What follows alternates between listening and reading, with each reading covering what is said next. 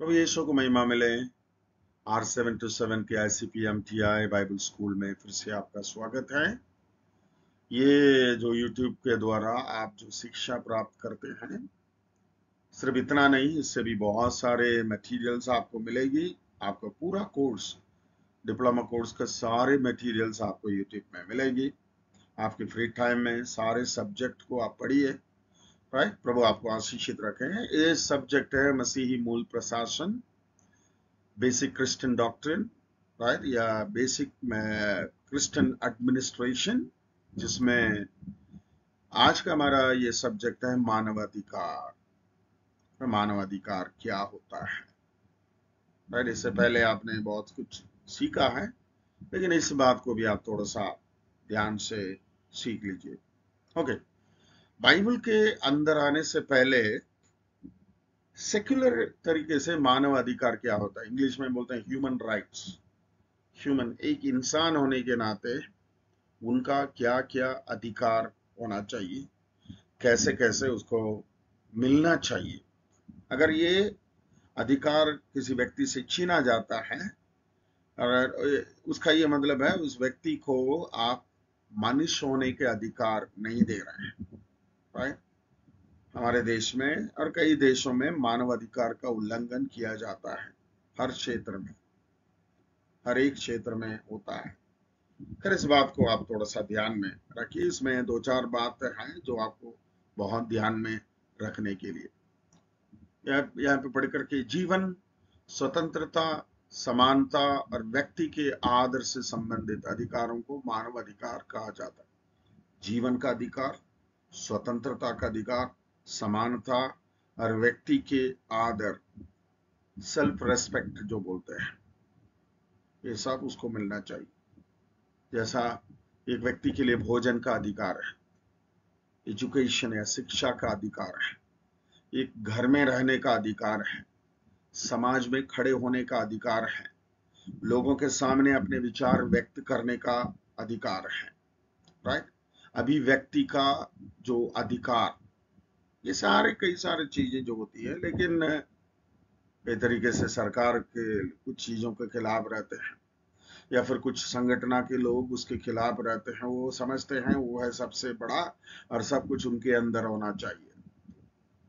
यह अधिकार न केवल कई अंतरराष्ट्रीय संविधा या प्रतिज्ञा पत्र में सुनिश्चित या मूल रूप से व्यक्त है, परंतु भारतीय संविधान के द्वारा भी प्रत्याभूतित है। राइट, इसकी गारंटी दी गई है और भारत में न्यायालयों के द्वारा बाध्य या लागू करने योग्य भी है। भारत में मसीही समुदाय के लिए अधिकार प्रमुख महत्व है, क्योंकि मसीही उत्पीड़न इन अधिकारों के अतिक्रमण में प्रत्यक्ष रूप से संबंध है। इस कारण यह जरूरी है कि समुदाय को इन अधिकारों के प्रति जागरूक बनाए रखना चाहिए। इसका मतलब, एक भारतीय नागरिक होने के नाते आपका क्या क्या अधिकार है, क्या क्या करने का अधिकार है, बोलने के अधिकार है, ये सारे चीजें आपको मालूम होना चाहिए।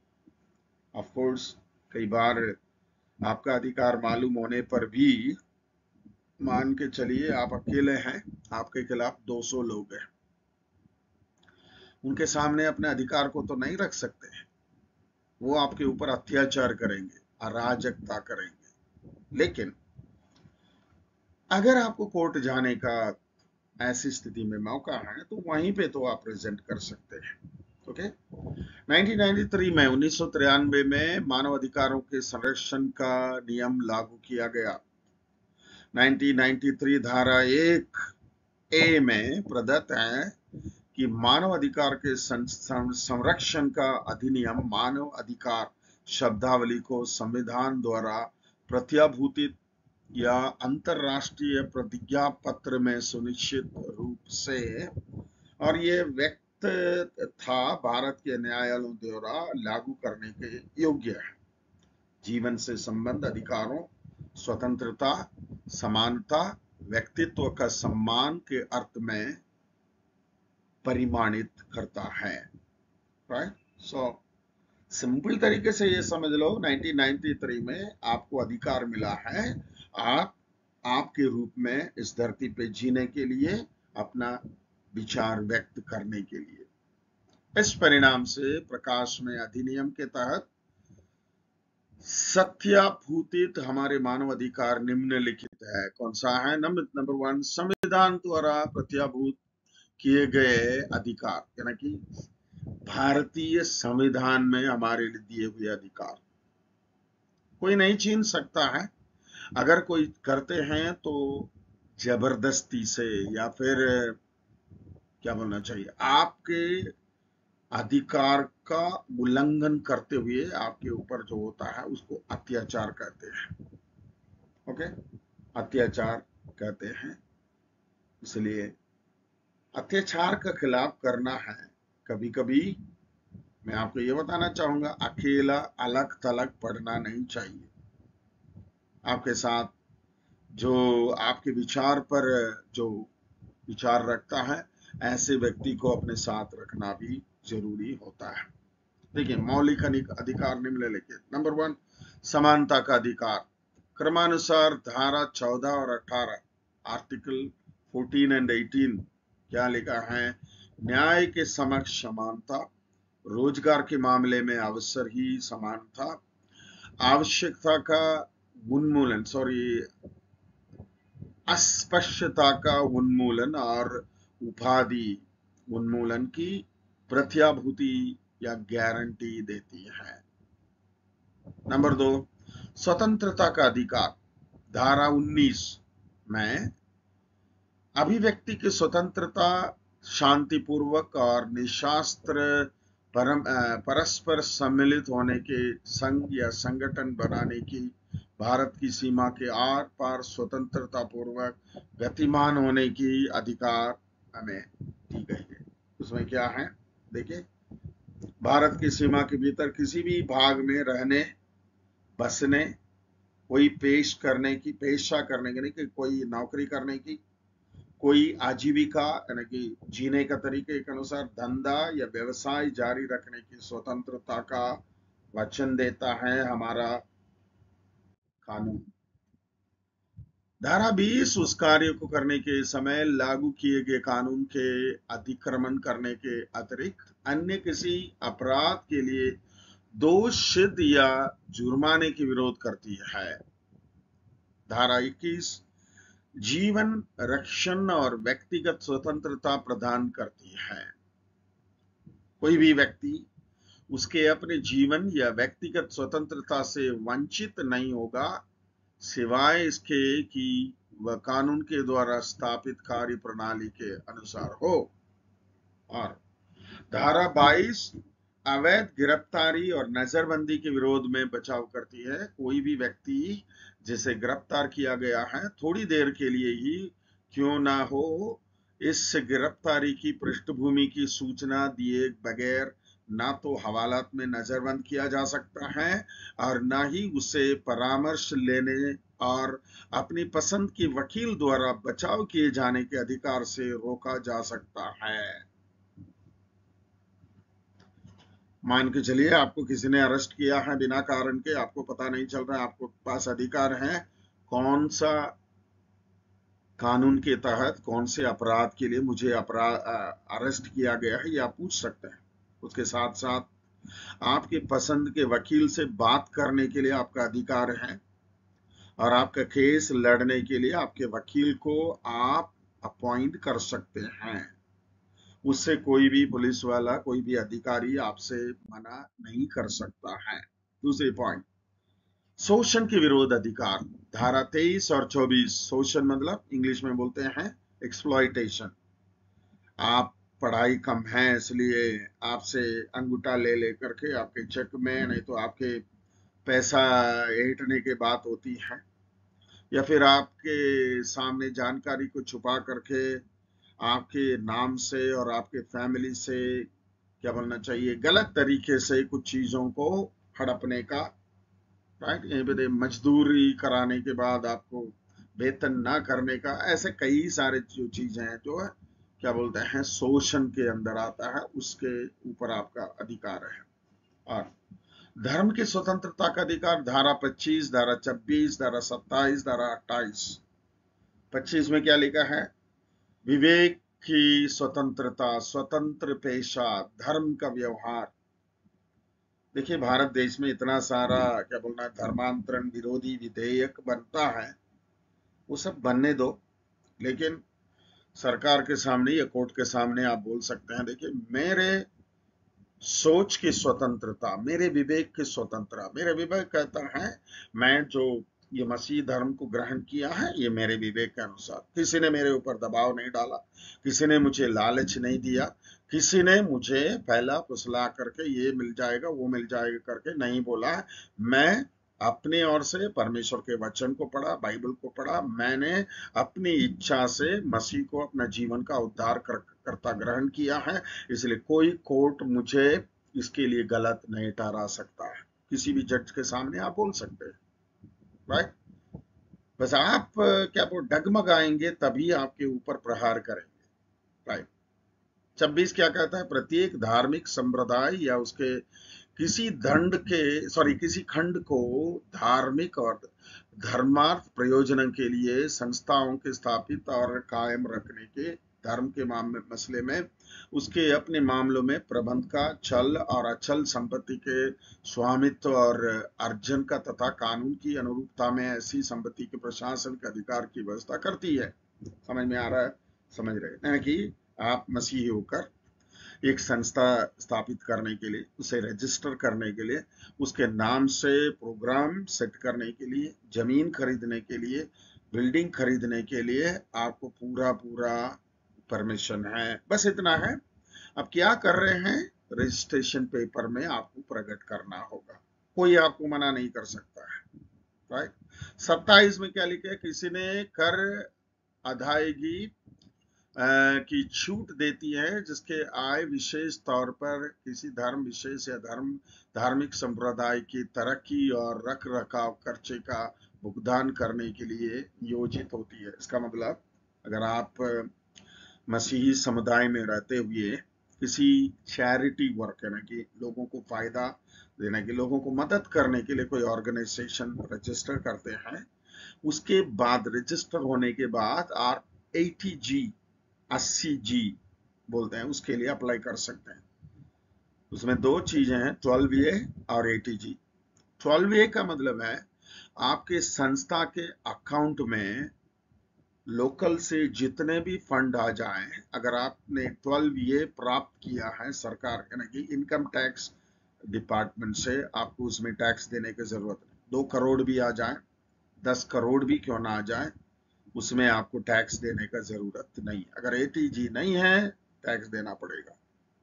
लेकिन ये भी है जिस पर्पस के लिए, जिस उद्देश्य के लिए वो फंड आपके पास आता है, उसी उद्देश्य के लिए ही पूरा करना है। अगर लोगों को मदद करने के लिए, लोगों को शिक्षा देने के लिए, सामाजिक भवन बनाने के लिए, जो उद्देश्य के लिए, उसको एक डेसिग्नेटेड फंड कहते हैं, उसी में आप इधर उधर गोलमाल करेंगे तो फिर सरकार के सामने आपको हिसाब देना पड़ेगा। ये आपको याद रखिए। और 80G जब आप प्राप्त करते हैं, आपको जो डोनेट करते हैं उस स्लिप यानी कि पर्ची आप जो उनको काट कर देते हैं, वो उसे लेकर के उनको इनकम टैक्स से छूट मिलता है। ये 12A 80G। हाँ, मैंने रजिस्टर किया, 12A और 80G था, लेकिन कुछ साल के बाद मेरे सीए ने बताया 80G को छोड़ दो, क्योंकि धार्मिक काम करते समय बाद में कोई क्वेश्चन ना आ जाए, इसलिए वो छोड़ दो। अभी मेरे पास 12A है, 80G को मैंने रिन्यूअल नहीं किया। 12A का ये मतलब है मेरे अकाउंट में, मेरे चर्च के अकाउंट में जितने भी पैसा आ जाए उसमें कोई टैक्स नहीं लगेगा, क्योंकि अभी चर्च फंड के लिए हमें ये रेस करना है। ये सारी चीजें इसमें बताई जाती है। धारा 28, किसी भी शैक्षिक संस्था में जिसकी व्यवस्था पूरी तरह से राज्य सरकार के खर्चे पर होती है, वहां धार्मिक शिक्षा प्रदान करने का निषेध करती है। यह उस शैक्षिक संस्था पर लागू नहीं होता है जो राज्य के द्वारा प्रशासित जो है, ऐसी किसी धर्मदाय या ट्रस्ट के मानहत स्थापित की गई है। तो ये मैं ऐसे ही बताना चाहूंगा। देखिए, पूरे भारत में एक एक समुदाय अपना अपना स्कूल चलाता है। क्रिश्चियन समुदाय सबसे ज्यादा स्कूल हमारे देश में, और उसके बाद ये मुसलमान लोगों ने अपने मदरसा के द्वारा स्कूल चलाते हैं। हिंदू धर्म लोग सरस्वती शिशु मंदिर क्या क्या नाम से अपना अपना क्या बोलना चाहिए चैरिटेबल सोसाइटी में स्कूल चलाते हैं। इसमें 2-3 प्रोविजन है। नंबर 1, आप अपने आमदनी से चलाइए और स्टेट गवर्नमेंट के मदद लेकर के चलाइए, सेंट्रल गवर्नमेंट की मदद लेकर के चलाइए। उसके लिए छोटे छोटे नियम है। जैसे यहाँ पे दिल्ली में हम देखते हैं EWS कैटेगरी, जिसने ये सरकारी जमीन लिया या सरकार की मदद लिया, वहां पे कुछ परसेंटेज तक जो है सबसे गरीब बच्चों को आप फ्री शिक्षा देना चाहिए। और इसमें बात आती है अपने धर्म की शिक्षा देने का। धर्म की शिक्षा देना है तो कैसा, सारे धर्म का शिक्षा देना चाहिए, लेकिन ऐसा नहीं होता है, राइट। अगर आप स्पेशलाइज किए हैं, हमारा स्कूल क्रिश्चियन स्कूल है, हम क्रिश्चियन एथिक्स सिखाएंगे, उसमें कोई प्रॉब्लम नहीं है। लेकिन ये नहीं है कि हमारे स्कूल में आने वाले बच्चों को हम शिक्षा दे करके मसीही बनाएंगे, ईसाई बनाएंगे, वो गलत है। ठीक है, शिक्षा दे सकते हैं। हिंदू धर्म का स्कूल में अपना शिक्षा दे सकते हैं, मुसलमान अपना शिक्षा दे सकते हैं, क्रिश्चियंस अपना शिक्षा दे सकते हैं। बस इतना है, कोई आपके ऊपर ये दोष ना लगाएं कि आपने उनके ऊपर मसीही धर्म को ग्रहण करने के लिए, बपतिस्मा लेने के लिए आपने उनको मजबूर किया है। ये नहीं होना चाहिए। ओके, 5वां पॉइंट, सांस्कृतिक और शैक्षिक अधिकार। सांस्कृतिक मतलब आपका सभ्यता, आपके संस्कृति के लिए अधिकार है। भारतीय सीमा के अंदर, यानी कि धारा 29 में, भारतीय सीमा के अंदर निवास करने वाले नागरिकों को कोई भी वर्ग या कोई भी भाग जिसकी अपनी पृथक भाषा, लिपि, संस्कृति हो, उसे उसके संरक्षित करने का अधिकार है। मैं साउथ इंडिया का हूँ, उत्तर भारत में आया हूँ, मैं अपना जीवन शैली अपनाता हूँ। यहाँ पे मेरे ऊपर कोई प्रहार करने नहीं आता है। अगर आप हमारी तरफ आ जाएंगे, आपको वहां रहने के लिए, आपके ही सभ्यता प्रैक्टिस करने के लिए आपके ऊपर कोई दबाव नहीं। किसी भी नागरिक को राज्य द्वारा संचालित या राज्य द्वारा अनुदान प्राप्त किसी शैक्षिक संस्था में प्रवेश लेने से मात्र जाति, धर्म, नस्ल, भाषा अथवा इनमें से किसी भी एक की पृष्ठभूमि का आधार पर मना नहीं किया जा सकता है। आप ये जाति के हो, ईसाई हो, नहीं तो ये भाषा बोलने वाला हो, ये तुम्हारे बस की बात नहीं है बोल करके कोई मना नहीं कर सकता है। धारा 30, सभी अल्पसंख्यकों को चाहे वो धर्म पर या फिर भाषा पर आधारित हो, उसके पसंद की शैक्षिक संस्थानों को स्थापित और प्रशासित करने का अधिकार प्रदान करती है। ये सिर्फ आप समझ रहे हैं, सिंपल तरीके से समझ रहे हैं। धारा 31, संपत्ति का अनिवार्य अधिग्रहण या अर्जन संविधान के द्वारा निरस्त कर दिया गया था, राइट। संपत्ति का अनिवार्य अधिग्रहण या अर्जन जो संविधान के द्वारा निरस्त कर दिया गया था, वो अधिनियम 1978 56 का 20/6/1979 में जो लागू किया गया है। और एक दो बात और देखिए, संवैधानिक प्रतिविधान या उपाय के अधिकार। धारा 32 मौलिक अधिकारों को लागू करने का उपाय प्रदान करता है, जिसका वचन संविधान के 3रे भाग में है दिया गया है। यह सर्वोच्च न्यायालय में जाने का अधिकार देती है, जो निर्देश देने का याचिका जारी करने के अधिकारी हैं। इनमें बंदी, प्रत्यक्षीकरण, सर्वोच्च समावेश, निवेश अधिकार, पृच्छा और उत्प्रेषण लेखा स्वभाव में जो कोई उसे उपयुक्त हो वह आदेश और याचिकाएं शामिल है। ओके, इस धारा के द्वारा प्रत्याभूत किया हुआ अधिकार निलंबित नहीं किया जाएगा, सिवाय इसके कि संविधान के द्वारा इसे दूसरे ढंग से प्रदान करने के लिए ऐसा किया जाए। तो मतलब एक बार आपको दिए हुए अधिकार को सरकार और न्यायालय छीन नहीं सकता है। और अंतर्राष्ट्रीय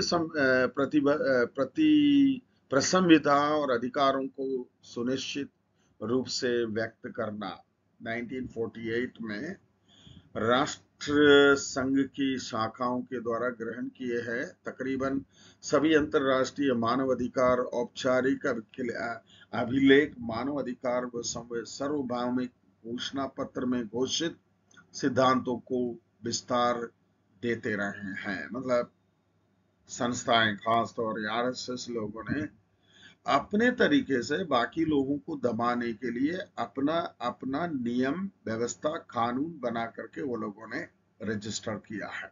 ओके, सो ये 10 दिसंबर 1948 के जनरल असेंबली प्रस्ताव में ये पारित की गई थी।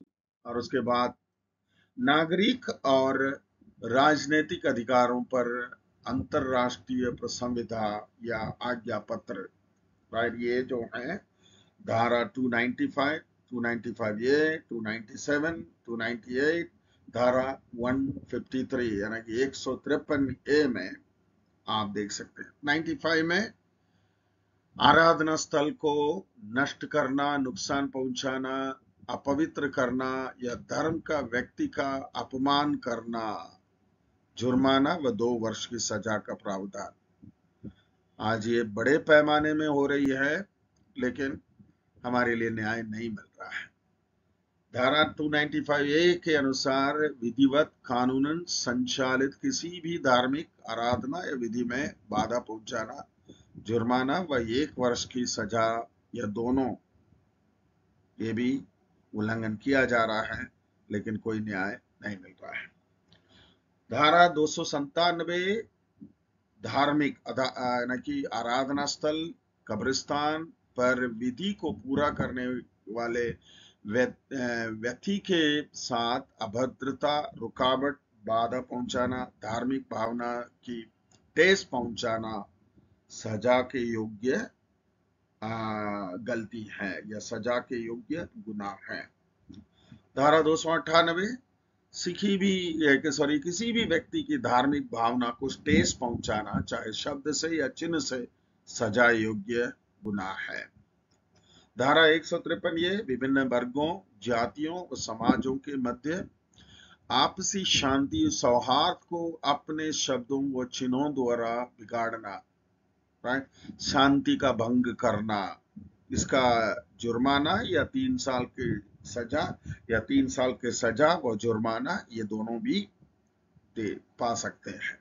ठीक है, ये सारी चीजें आपके जानकारी में रहना भी जरूरी है। और धर्मांतरण विरोधी विधेयक, एंटी कन्वर्शन बिल, ये कई स्टेट में है, राइट। नंबर 1 यहाँ पे देखिए, जब विदेशी मसीही आराधना सभा में भाग व सेवा के संबंध में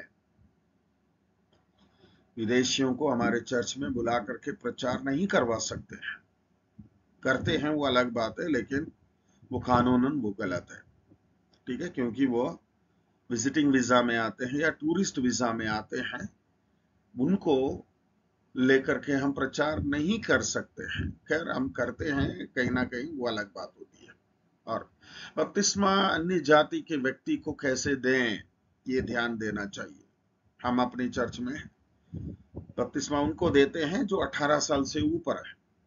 ठीक है, क्योंकि वो वयस्क है, वो मेजर है। अगर माँ बाप दोनों बपतिस्मा पाए हुए हैं, उनके बेटे को बेटी को जो 15-16 साल उसे यानी कि 18 साल से पहले मांगते हैं, उनके माँ और बाप के दोनों व्यक्ति के उपस्थिति में उनके परमिशन से उनको बपतिस्मा देते हैं। जहां धर्मांतरण विरोधी कानून है, वहां अलग प्रक्रियाएं हैं, ये आपको मालूम है। एफिडेविट बनवाया जाता है, कलेक्टर को 7 दिन के अंदर इसका इंफॉर्मेशन देता है, वो उसके बाद उसको इंक्वायरी भी करते हैं, वो अलग बात है। साहित्य सेवा कैसे करें, यानी कि ट्रैक्ट देना, बाइबल देना, बाइबल की कहानी, बाइबल की पुस्तकें देना, ये सारी चीजें कैसा करना चाहिए, ये सब थोड़ा सा जानकारी लेकर के आपको करना जरूरी है। कम उम्र के बच्चों को माता पिता की जानकारी के बिना किसी धार्मिक कथन पर हस्ताक्षर ना कराएं। अस्पताल में धार्मिक साहित्य मसीही शिक्षा बाबत दे रुके हैं, परंतु प्रतिज्ञा पत्र या प्लेज नहीं भरा जा सकता है। आम सभा आम स्थान पर हो तो आलोचनात्मक, दोषारोपण से भरा और अन्य धर्म या विश्वास के साथ तुलनात्मक संदेश को पूरी तरह से नकारना चाहिए। मैं इतना सारा पढ़ करके नहीं रहूंगा, मतलब हमारे धर्म के प्रचार के लिए और किसी के धर्म को दोषी ठहराने की जरूरत नहीं। वो कुछ भी क्यों ना हो, गलत भी क्यों ना हो, आपको उसमें करने के लिए कुछ नहीं है। राइट, लास्ट में आप देखते हैं FCRA, ये क्या बोलते हैं, फॉरेन कंट्रीब्यूशन रेवेन्यू एक्ट। मतलब आप अपने संस्था को बढ़ाने के लिए अगर विदेश में से पैसा लाना चाहते हैं, ये FCRA जो है इनकम टैक्स डिपार्टमेंट में आपको अप्लाई करके ये नियम यानी कि ये परमिशन आपको प्राप्त करना पड़ेगा। उसके अलावा अगर ये नहीं है तो आप विदेशियों से संस्था के द्वारा पैसा नहीं ला सकते हैं। अगर लाएंगे तो फिर आप इनकम टैक्स के चपेट में आ जाएंगे, फिर आपको सब कुछ करके अंदर कर देंगे। सो एक्ट 1976 इनकम टैक्स धार्मिक संस्थाएं व टैक्स, राइट, मरकुस 12:17 के अनुसार, रोमियो को पत्री 13:7 के अनुसार हमें वचन का पालन करना पड़ेगा। जो कैसर का है वो कैसर को, जो परमेश्वर का है वो परमेश्वर को देना चाहिए। इसलिए अगर कोई विदेशी व्यक्ति आपके हाथ में कैश देता है वो अलग बात है, लेकिन आपके बैंक में डायरेक्ट ट्रांसफर नहीं कर सकते। थोड़ा बहुत जैसे मान के चलिए 20,000 25,000 साल में एक बार किसी ने दिया है, उसमें इतना बड़ा झंझट नहीं होती है। लेकिन हर महीना अगर आपको कोई देता है या फिर रेगुलर आपको देते रहता है तो फिर उसके ऊपर इनकम टैक्स का नोटिस आ सकता है। अगर आप अपने चर्च बिल्डिंग के लिए या फिर संस्था के बिल्डिंग के लिए पैसा पाते हैं तो फिर जिसने FCRA पाया है उनके द्वारा ले आना जरूरी होती है, राइट। सो ये सारे जो चीज हैं, चर्च के लोग और खास तौर से पादरी लोग, खास तौर से जो प्रभु के सेवा करने वाले लीडर लोग को थोड़ा बहुत जानकारी जरूरी। यहाँ पे 2-4 बातें बताई गई हैं, मैं आपको सलाह दे रहा हूँ। भारतीय संविधान का एक पुस्तक मिल सकता है, आप उसे लेकर के पढ़ भी सकते हैं। हिंदी में मिलेगा, इंग्लिश में मिलेगा, आपकी भाषा में मिलेगा, राइट। प्रभु आपको आशीषित करके फिर से हम लोग मिलेंगे, और तब तक प्रभु आपको अपने पंखों तले सुरक्षित और आशीषित रखें। आपके लिए हम प्रार्थना करते हैं, आप भी हमारे लिए प्रार्थना करें। Thank you, God bless you.